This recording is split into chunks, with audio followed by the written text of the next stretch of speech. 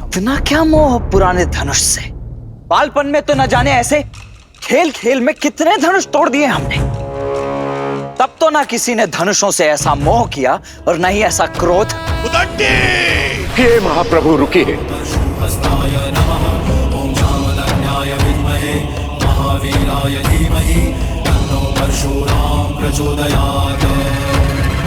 ये दोनों दशरथ पुत्र मेरी छत्र छाया में है। इन दोनों की सुरक्षा का उत्तरदायित्व इनके पिता ने मुझे सौंपा है। प्रभु ये देन है, कुछ हो गया तो मैं महाराज दशरथ को क्या उत्तर दूंगा?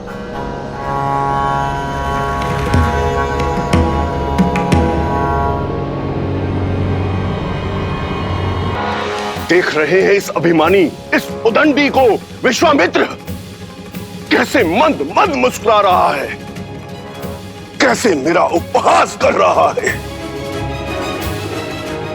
ये जानता नहीं है उस परशुराम को जिसकी एक गर्जना से यह धरती कांप उठती है। सुनी है आपकी ऐसी आत्मा को कपा देने वाली अनेकों कथाएं सुनी है मैंने। भयभीत तो मैं कभी हुआ नहीं, परंतु प्रत्येक कथा का निष्कर्ष सदैव यही निकला कि इतना अनियंत्रित क्रोध, इतना अनैतिक अहंकार तो केवल एक राक्षस में हो सकता है। आश्चर्य है कि आप एक ऋषि हैं। जाइए महर्षि, मैं आपको केवल इसीलिए छोड़ रहा हूं क्योंकि ब्रह्म हत्या का पाप मुझे रघुवंश पर नहीं चाहिए।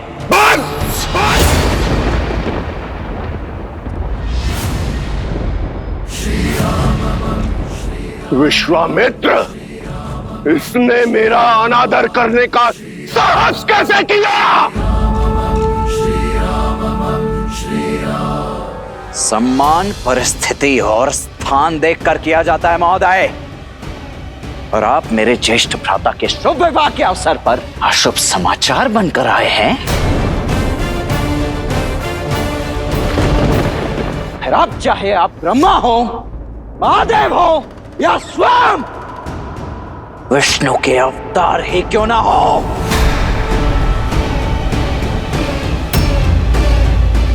आपके समक्ष ये लक्ष्मण खड़ा है। आप होंगे संसार के भगवान, मेरे भगवान।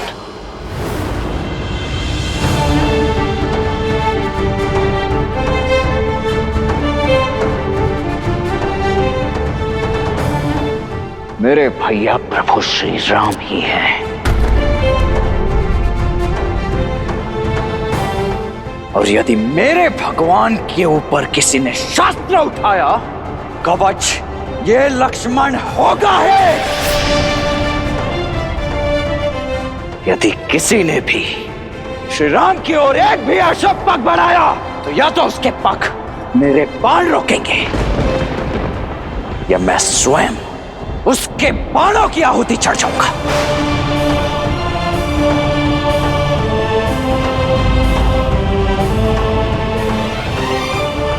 दशरथ पुत्र लक्ष्मण की, श्री रामचंद्र की, श्री रामचंद्र की, राम लक्ष्मण की, राम लक्ष्मण की।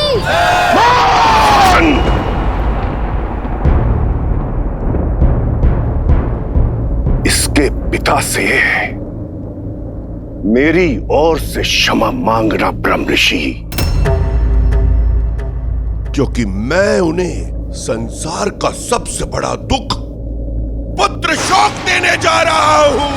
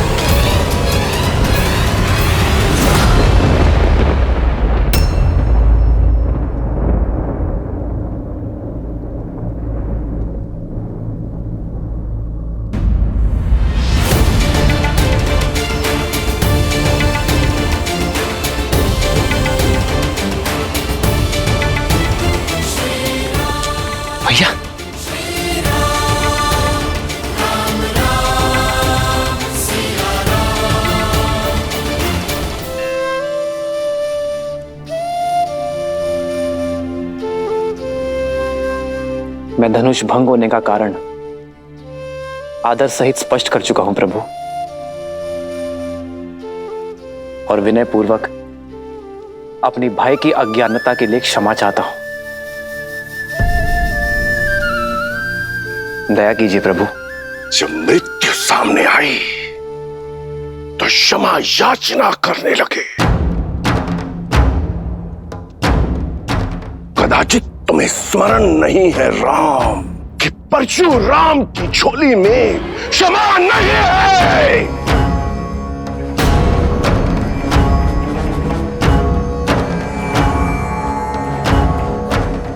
मेरे मन में आपके लिए बहुत सम्मान है ऋषिवर।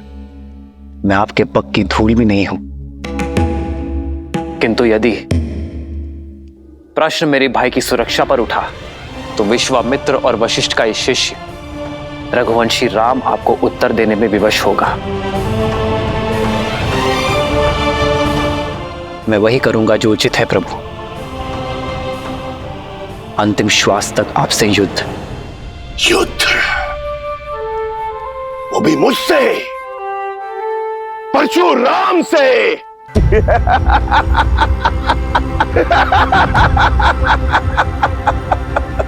जिसने कार्तिवीर्य अर्जुन की 998 भुजाएं काटकर उसके सर को धड़ से अलग कर दिया, उस परशुराम से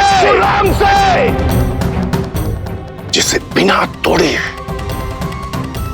धनुष पर प्रत्यंचा चढ़ाना नहीं आता, वो इस परशुराम के समक्ष शस्त्र उठाएगा।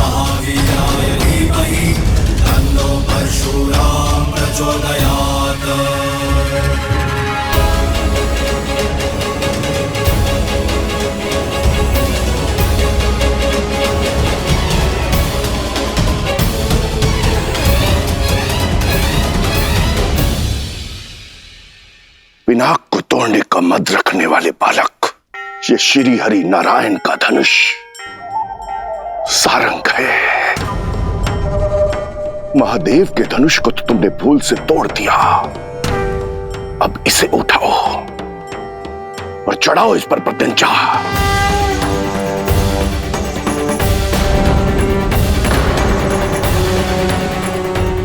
अभिमानी बालक, दिखाओ अपने बल को।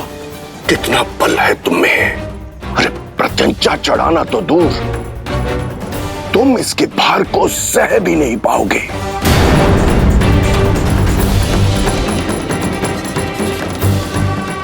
अरे चढ़ाओ प्रत्यंचा, ताकि सब देखें कि अयोध्या का बल इसके भार के नीचे कैसे कुचला गया। जो आज्ञा ऋषिवर।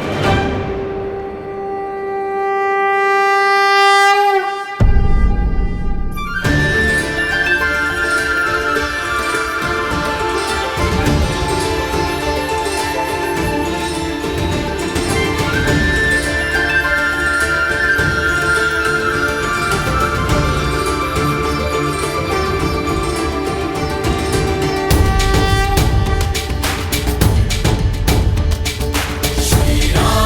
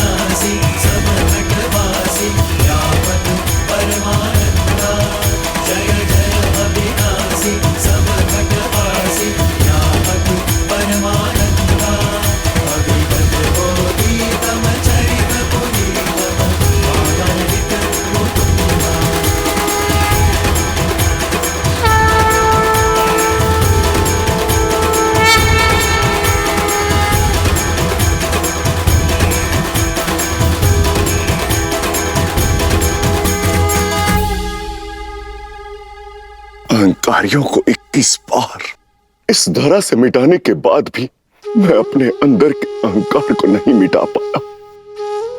मैं आपको पहचान नहीं पाया राम। अब समझा कि कैसे आप शिव का धनुष उठाने में सक्षम हुए।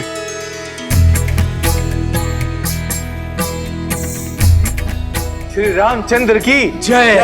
श्री रामचंद्र की जय। श्री रामचंद्र की जय। श्री रामचंद्र की जय। श्री रामचंद्र की जय।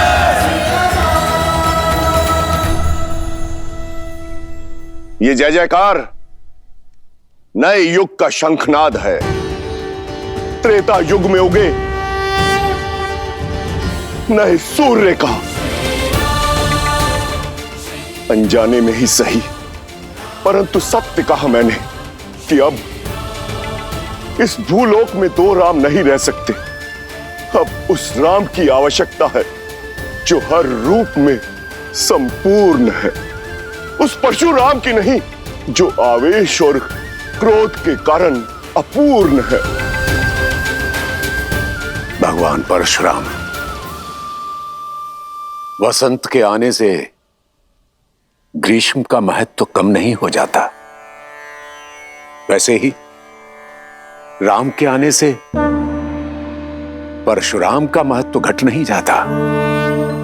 इस संसार को आज भी आपकी आवश्यकता है। चिरंजीवी बनके एक महागुरु के रूप में आपको युगों युगों तक रहना है। महान योद्धाओं को युद्ध की कला और योग का ज्ञान देना है।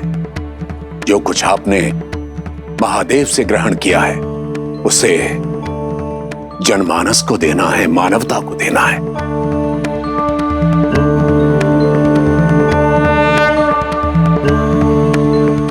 अब इस बाण का क्या करूं ऋषिवर, जो इस धनुष पे चढ़ाया है? मैं जानता हूं राम कि धनुष पर चढ़ाया बाण लौटाया नहीं जा सकता। अब इसे लक्ष्य देने की आवश्यकता है। तो बताइए ऋषिवर, क्या लक्ष्य भेदू इस बाण से? आप तो चिरंजीवी हैं, तो ये बाण या तो आपके तप की शक्ति को काटेगा या मन से विचरण करने की शक्ति को। पूरे आर्यावर्त और दक्षिणात्य में महारथियों को ज्ञान देने और हिमालय से दूर दक्षिण तक अनेक आश्रम स्थापित करने में मन की गति का सहयोग होगा। इसलिए इस पर कृपा कीजिए और उस तपोबल पर प्रहार कीजिए जिसके कारण मुझ में अहंकार आ गया था।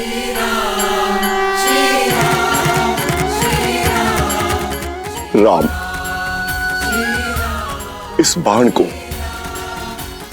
पूर्व दिशा में छोड़िए ताकि मैं महेंद्र पर्वत पर जाकर पुनः तपस्या कर सकूं। समुद्र में डूबी वो भूमि पुनः प्राप्त कर सकूं जो वामन अवतार द्वारा असुर राजा महाबली को पाताल भेजते समय जल में समा गई थी। जाते जाते धर्म स्थापना और अधर्म के विनाश का दायित्व आपको सौंपकर मैं आपसे विदा लेता हूं राम, विदा लेता हूं। जो आज्ञा प्रभु।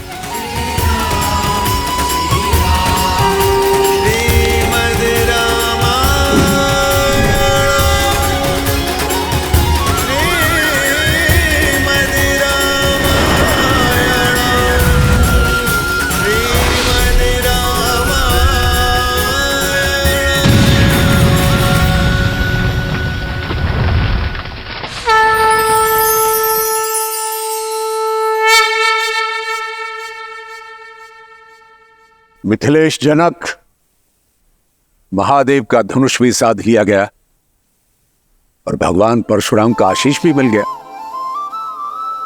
बस अब किस बात का विलंब? पूरे विधि विधान से विवाह की तैयारियां कीजिए।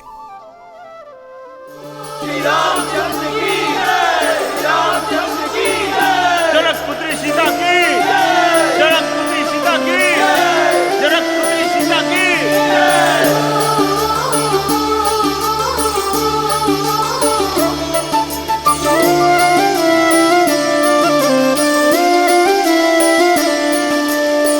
जन्म जन्म का है ये संगम, राम रतन सीता वैभव धन।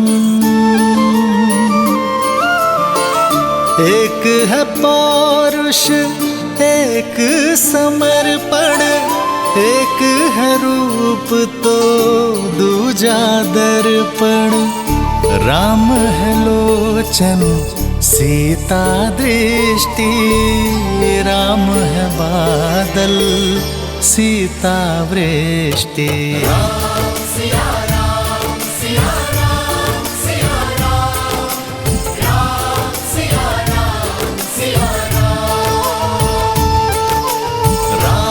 सिया राम सिया राम सिया राम, राम सिया राम सिया राम। सीता को रखते हृदय रघुराई, पूर्ण राम को करने आई। सीता करती उनकी पूजा, राम से आसा प्रेम न दूजा। राम सिया राम सिया राम सिया राम, राम सिया राम सिया राम सिया राम। मैं जनक नंदिनी सीता आपको अपने वार और स्वयं को आपकी अर्धांगिनी के रूप में स्वीकार करती हूँ।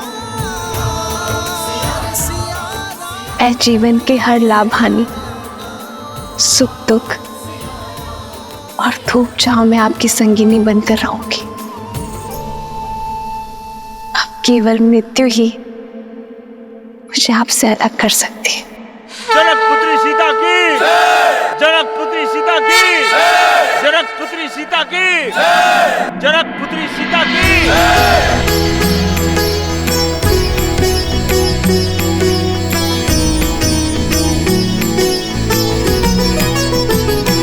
हो सोहती सिए राम के जोरी, छवि सिंगारू मनहूँ एक ठोरी। सखी कहाही प्रभु पद गहु सीता, करती न चरण परस अति भीता। आपने मुझे अपना अर्धांग चुना है, अर्थात हम दोनों एक दूसरे को पूर्ण करेंगे। आज से मैं आप हूं और आप मैं, ना कोई छोटा ना कोई बड़ा, ना स्वामी ना सेवक। हर स्थान हर मान में हम दोनों समान होंगे।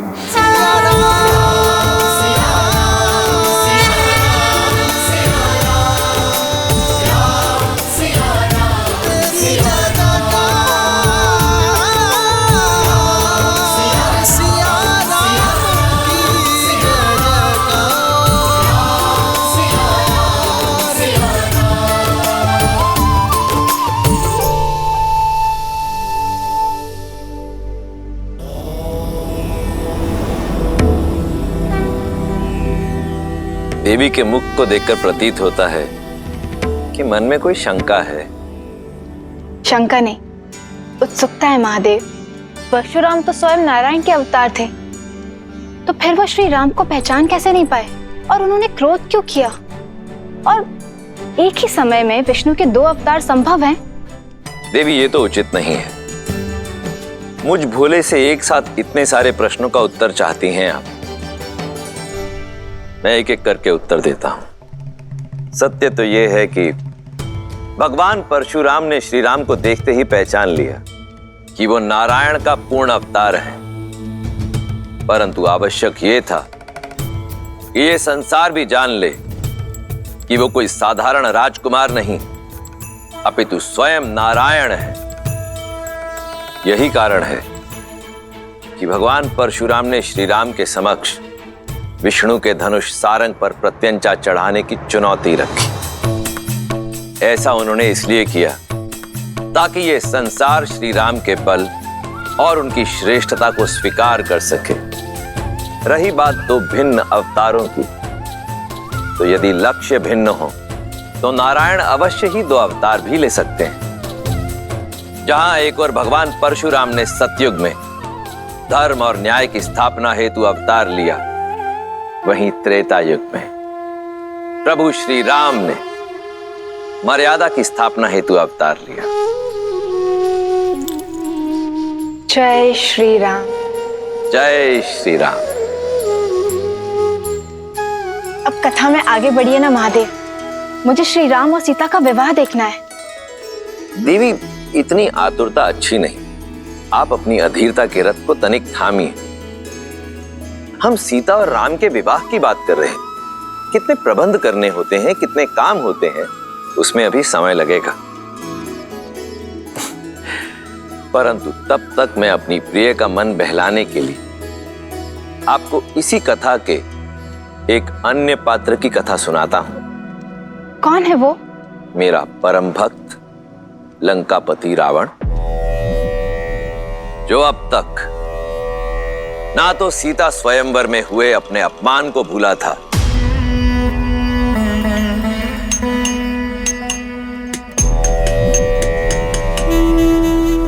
और ना ही भूला था देवी सीता के अप्रतिम सौंदर्य को।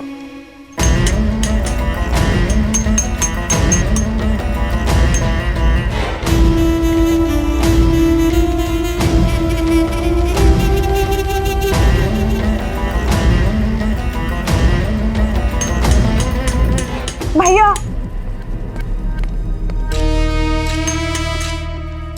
भैया वो विद्युत जीवा।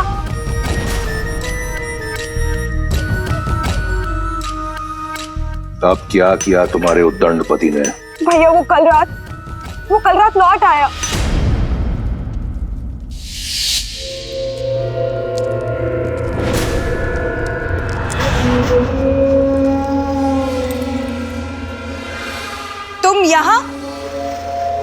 तुम यहाँ क्या कर रहे हो विद्युत जीवा? क्या एक पति को अपनी पत्नी, एक पिता को अपने पुत्र के पास होने का कोई अधिकार नहीं है? जैसे आए हो वैसे ही लौट जाओ विद्युत जीवा, अन्यथा भैया तुम्हारे प्राण ले लेंगे, क्योंकि वो अपना अपमान कभी भी नहीं भूलते। अपमान तो मेरा किया है तुम्हारे भाई ने। क्या अधिक चाहा था मैंने? एक छोटा सा राज्य ना। राज भिक्षा में नहीं मांगे जाते विद्युत जीवा, बल्कि बल और साहस से अर्जित किए जाते हैं, जो तुम में बिल्कुल भी नहीं था। आज की बात करो सुपर्णखा।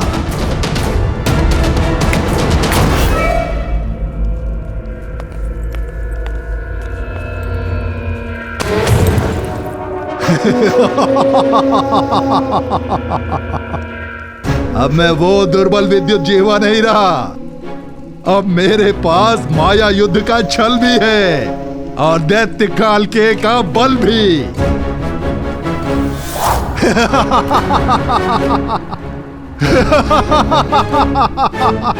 ये काल के ना? हाँ, काल के अस्त्र। मैं रावण से डरकर भागा नहीं था शूर्पणखा। मैं तो सज्ज हो रहा था उसका सामना करने के लिए।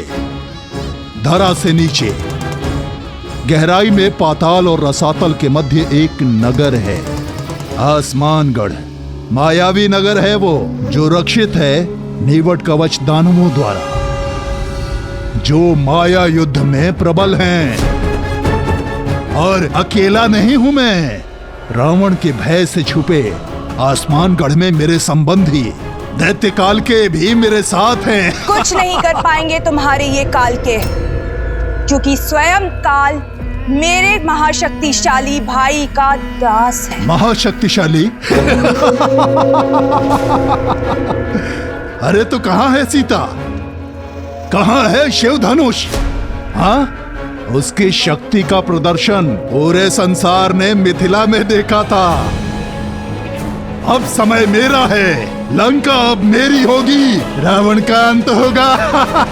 मूर्ख हो तुम, देव, असुर, यक्ष, गंधर्व, कोई भी मेरे भाई को मार नहीं सकता। मार नहीं सकता तो बंदी बना लूंगा, पर रक्तपात से क्या लाभ है?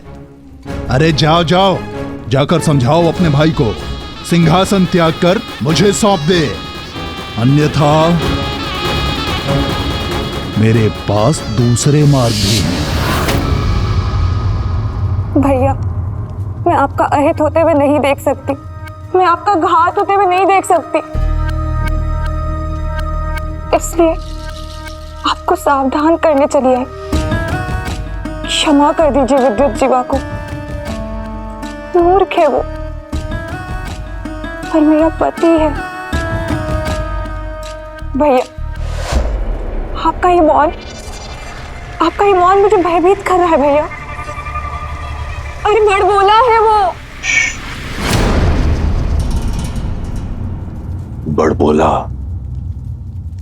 पहली बार सही बोला। सत्य है, मैं लंका के सिंहासन योग्य नहीं। बुलाओ उसे, कहो कि रावण सिंहासन त्याग कर वनवास जाना चाहता है।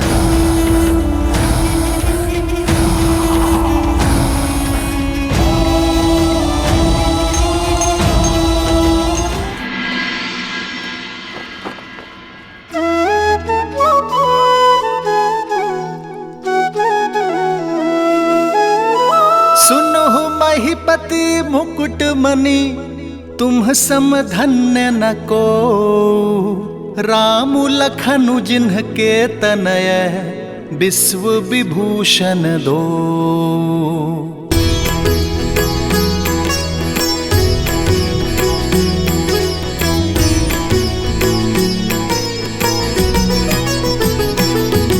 हो पूछन जो गुण तनय तुम्हारे, पुरुष सिंधति हूँ पुर उजियारे।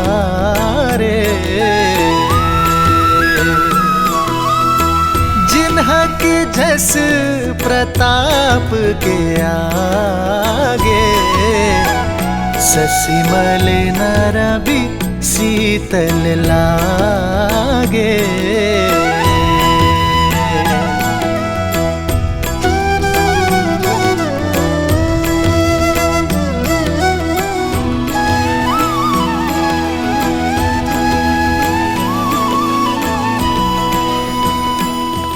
अयोध्या राज की जय हो। महाराज, मिथिला से आपके लिए संदेश है।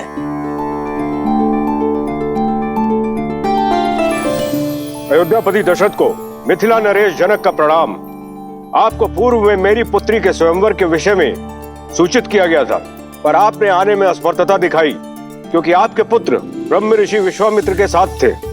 महादेव की कृपा और मां गौरी के आशीर्वाद से ब्रह्म ऋषि विश्वामित्र आपके पुत्र राम और लक्ष्मण को स्वतः स्वयंवर में ले आए, और जब संसार का कोई शूरवीर शिव धनुष की प्रत्यंचा न चढ़ा पाया, तो ब्रह्म ऋषि के आदेश से आपके सुपुत्र श्री राम ने चुनौती पूरी कर दिखाई।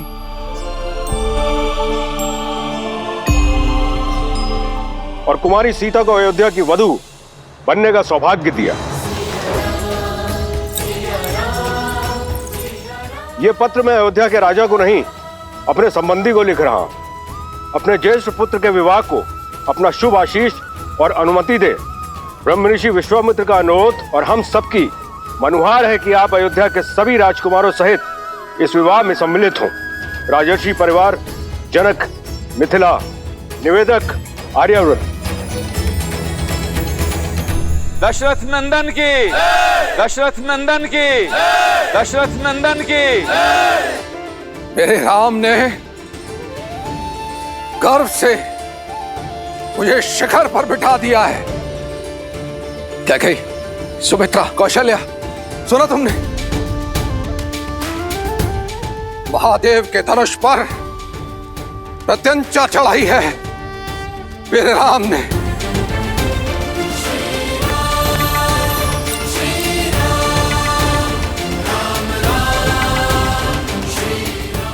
हमारे राम ने ये कार्य यदि कोई कर सकता था तो केवल हमारा राम। कदाचित मैं उसका ये शौर्य देख पाती, भरी सभा में उसे गले लगाकर उसे बधाई दे पाती। दीदी हमारा राम। सुमित्रा,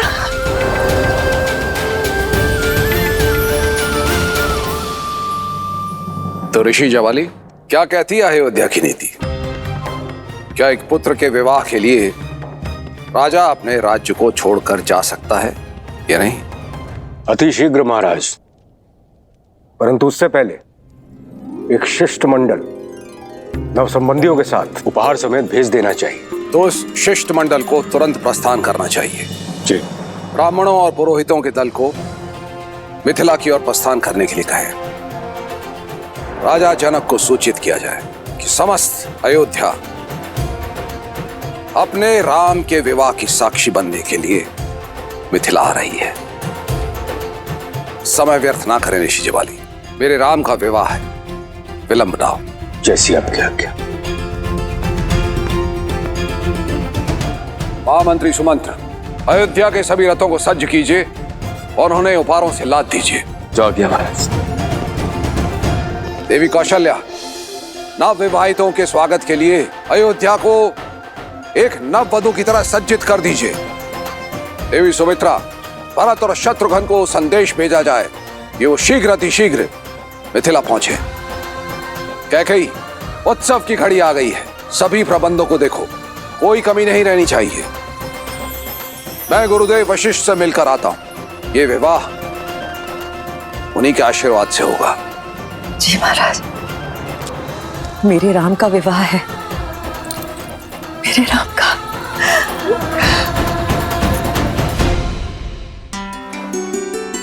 मेरे राम का विवाह होने जा रहा है। मेरे जीवन की सबसे शुभ सूचना है। मंत्रा, मेरी चूड़ामणि कहाँ है? इतने वर्षों से अपनी वधू के लिए संभाल के रखी थी। विवाह तो राम का है कैकेयी, किंतु तुम ऐसे प्रसन्न हो रही हो जैसे कि भरत की वधू घर आ रही है। ऐसे सज्ज हो रही हो जैसे कि राम तुम्हारे वंश को आगे बढ़ाएगा। मां कहकर नहीं पुकारा होता ना, तो अभी इसी क्षण तुम्हारी जीभ काट देती। वो जीभ जो सदैव शुभ अवसर पर विष उगलती है। एक बात कान खोल के सुन लो मंत्रा, विवाह मेरे पुत्र राम का है, मेरे राम का। समझी तुम? जीभ क्या, गर्दन काट दो ना मेरी। सत्य तो नहीं बदलेगा, और तुम जब ठोकर खाओगी ना तब समझोगी। जब राम को जन्म देने वाली मां कौशल्या स्वयं इस विवाह में नहीं जा रही, तो रीतियों की बेड़ियों को तोड़कर महाराज दशरथ तुम्हें वहां कैसे ले जा सकते हैं? रीति तो स्त्रियों के युद्ध में जाने की भी नहीं है रघुवंश में। फिर भी वे मुझे लेकर गए ना, क्योंकि वे मुझसे प्रेम करते हैं। उनकी सबसे प्रिय पत्नी हूं मैं, राम की सबसे प्रिय मां। और फिर अगर वहां जाऊंगी तो भरत से भी भेंट कर लूंगी। अब तो मुझे बातों में मत उलझाओ, शीघ्र मेरी चूड़ामणि ढूंढो। मैं आज एक बार फिर से महाराज को चौंका देना चाहती हूँ। आपने सही कहा था गुरुवर। श्राप के भय से मैं अपनी ही संतान के भविष्य के आड़े आ रहा था। देखिए ना, मेरा राम संसार की सर्वश्रेष्ठ कन्या का वर चुना गया है। यदि उस दिन मैं उसे ब्रह्म ऋषि विश्वामित्र के साथ जाने से रोकता, तो राम शिव धनुष उठाकर मेरा और अयोध्या का गौरव किस प्रकार बढ़ा पाता। बहुत बहुत धन्यवाद ऋषिवर। धन्यवाद महादेव का। जिन्होंने राम और अयोध्या के साथ साथ हम सबको यह गौरव दिया। जो भूल करने से बच गए उस पर पछतावा करने से कोई लाभ नहीं पुत्र। आओ राम के इस भव्य विवाह की यात्रा प्रारंभ करें।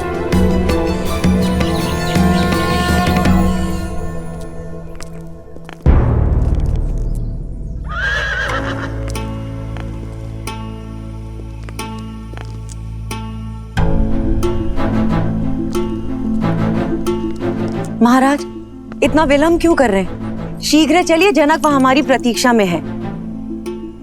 हम दोनों साथ मिलकर अपने राम के भव्य विवाह को देखेंगे। आज देखिए कैसे अश्वपति की पुत्री महाराज दशरथ के रथ को वायु के वेग से लेकर जाती है। शीघ्र आइए। कैकेयी, ये समय ठिठोली का नहीं है। मुझे विलंब हो रहा है, नीचे आओ।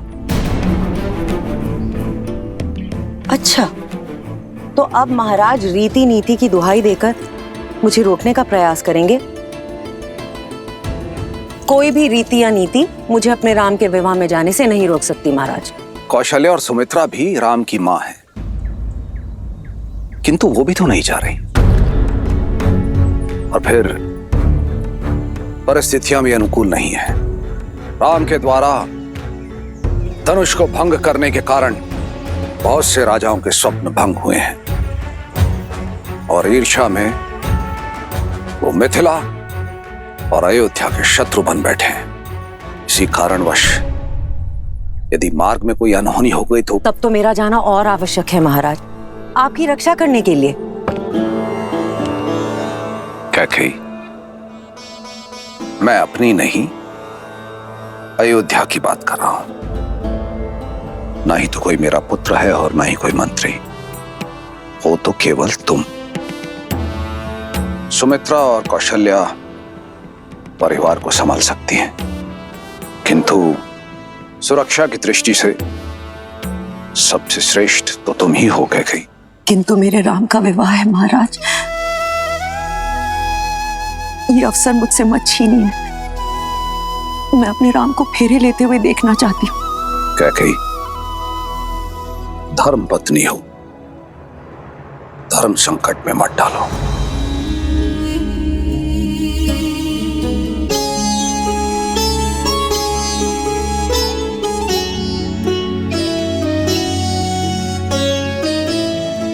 किंतु मैं तुम्हें इस प्रकार भावुक भी नहीं देख सकता। यदि तुम्हारी इच्छा इतनी प्रबल है तो तुम मिथिला जाओ। मैं यहां रुककर अयोध्या की सुरक्षा देखता हूं। महाराज, इतनी स्वार्थी भी नहीं है आपकी कैकेयी। जानती हूं आपके राम में आपके प्राण बसते हैं। उसका विवाह देखना आपका सबसे बड़ा स्वप्न है। ये स्वप्न कैसे छीन लूं आपसे? वैसे भी मेरा मन आपसे थोड़ा अधिक कठोर है,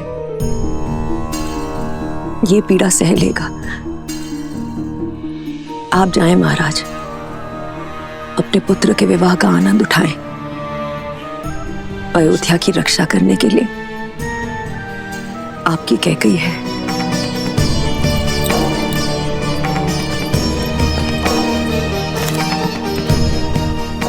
और महाराज, मुझे तो वैसे भी यहां रहकर राम और वधू सीता के स्वागत के प्रबंध करने हैं।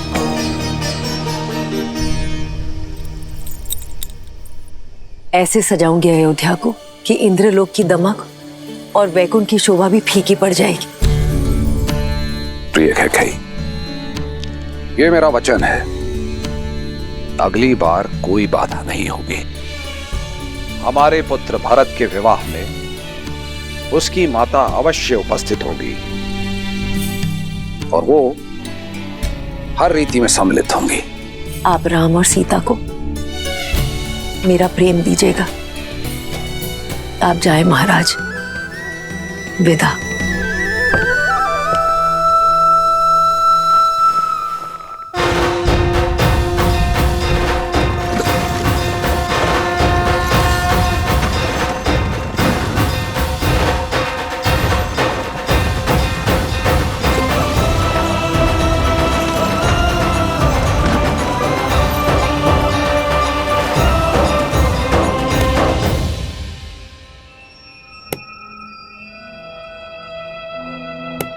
लग गई ठोकर?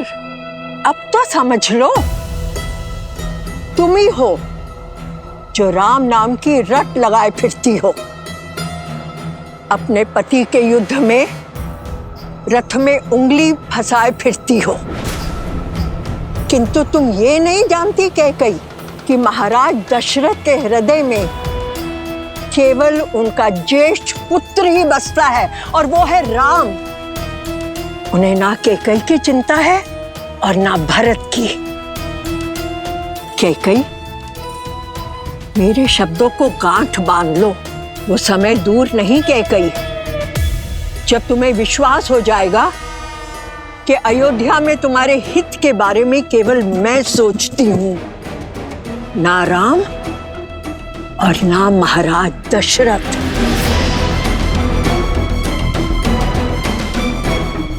तुम्हें मौन रहने का आदेश दिया था ना, तो मौन रहो। सभी कार्यकारियों को सभा में आने का आदेश दिया जाए। स्वागत के प्रबंध निश्चित करने हैं। अयोध्या का भविष्य मेरा राम लौट कर आ रहा है।